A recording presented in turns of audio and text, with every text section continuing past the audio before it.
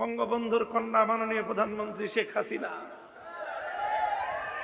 আমি আপনার জন্য মামুনুল হক শাইখুল হাদিসের সন্তান এই যুগে সেই ভূমিকা পালন করতে চাই। 14 লক্ষ শিক্ষার্থীর জননীর ভূমিকা আপনি পালন করেছেন। আজকে আমি এই মহা কওমি সমুদ্রে আমি ঘোষণা করতে চাই, আপনি কওমি জননী। আজ থেকে আপনাকে এই উপাধি দিলাম,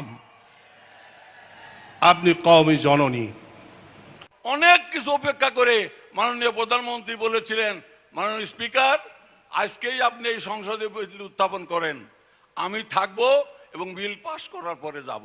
আপনি এমন ব্যক্তি যাদেরকে আমরা দেখেছি যা ওয়াদা করে সেই ওয়াদা রক্ষা করেন না, তাই আমরা নির্দ্বিধায় বিশ্বাস করতে পারি সামনেও আপনি আসলে, আপনি যে আসবেন ইনশাআল্লাহ, যে ওয়াদা করবেন সেই ওয়াদা রক্ষা ইনশাআল্লাহ হবেই হবে।